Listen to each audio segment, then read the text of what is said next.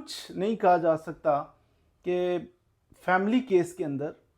عورت غلط ہوتی ہے یا شوہر غلط ہوتا ہے۔ بعض دفعہ ہمارے پاس کیسز آتے ہیں، کیسز کے اندر یقین کرے دیکھ کے حیرت ہوتی ہے کہ یار یہ بیوی ہے کہ چڑیل ہے، وہ جینا حرام کیا ہوتا ہے اپنے شوہر کا، اپنے بچوں کی مستقبل تباہ کر رہی، ضدی، بدتمیز، ایسی عورت ہوتی ہے۔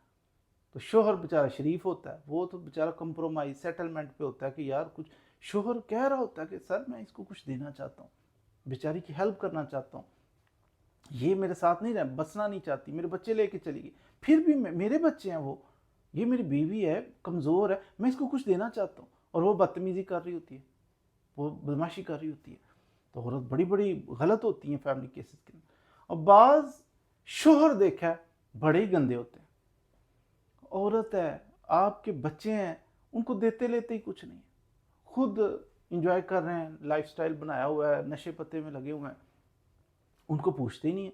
جو آپ کی ڈیوٹی تھی، جو آپ کا فرض تھا، وہ نبھاتے ہی نہیں۔ وہ بیچاری عدالتوں میں کیس کرتی ہیں، بچوں کے ساتھ رول جاتی ہیں، کیس کر کے خرچہ دلایا جائے، خرچہ نہیں دیتے، آگے آگے عدالت پیچھے پیچھے، تو بلیک میلر ہوتے ہیں۔ تو اس لیے کوئی بھی جنس بری نہیں ہوتی، کوئی بھی جینڈر میٹر نہیں کرتا، یہ تو انسان ہوتے ہیں۔ عورتوں میں بعض بہت بری عورتیں ہوتی ہیں، مردوں میں بھی بعض بہت گندے مرد ہوتے ہیں۔ تو یہ جینڈر کی وجہ سے ہم یہ فکس نہیں کر سکتے کہ عورتیں ہی ہمیشہ بری ہوتی ہیں یا مرد ہی برے ہوتے ہیں، تو یہ ویری کرتا ہے کیس ٹو کیس۔ بعض دفعہ عورتیں حد پار کر دیتی ہیں، بعض دفعہ مرد بھی بڑے فنکار نکلتے ہیں۔